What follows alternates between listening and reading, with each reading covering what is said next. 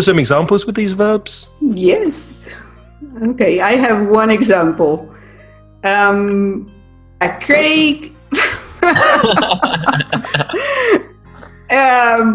fell over my coffee and I felt very bad because I had pushed him. I don't know.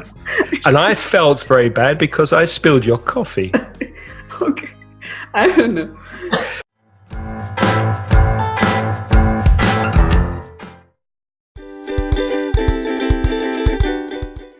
What are we looking at today, Monica?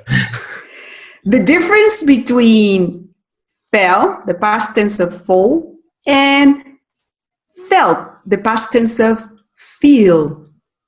Okay, la diferencia entre caer y sentir en el pasado.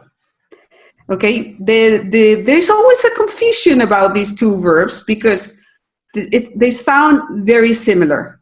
Okay, fall, caerse es fall, fell, fallen.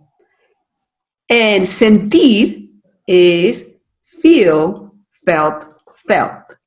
Okay? So you have to remember the difference between fall and feel.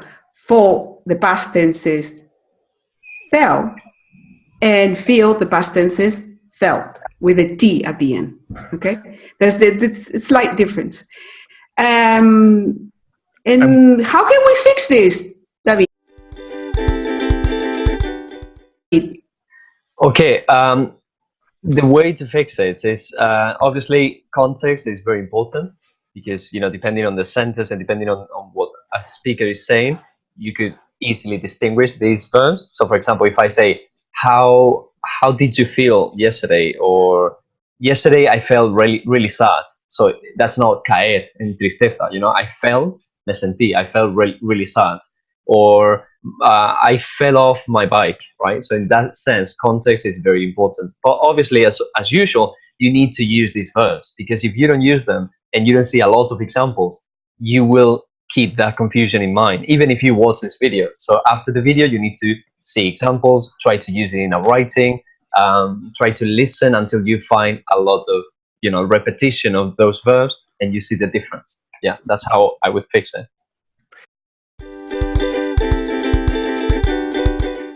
And be very careful the pronunciation of these two verbs because fall, caer, F-A-L-L, is the same vowel sound as tall.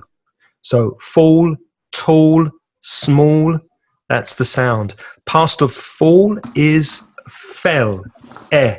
So fell rhymes with tell and hell. The other verb, to feel, double E. So feel is a long vowel sound, E, the same as in sheep or see or me, so feel. And the past of feel, felt, felt. So feel, felt, felt.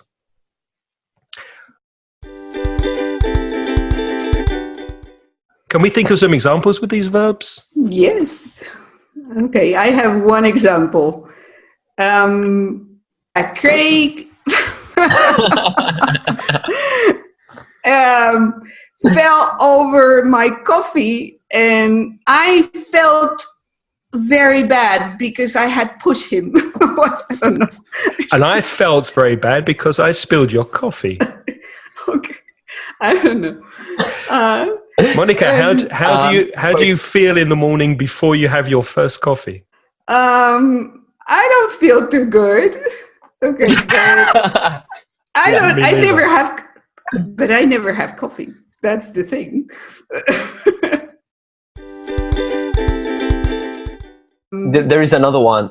A good one is to fall off something, like caerse de algo. You can fall off a bike if you didn't have coffee, for example, in my case, and you're trying to do exercise. You can fall off your bike, or you can, you could use it in the past. So I fell off my bike yesterday. I was trying to keep healthy, but I couldn't, so I fell off my bike.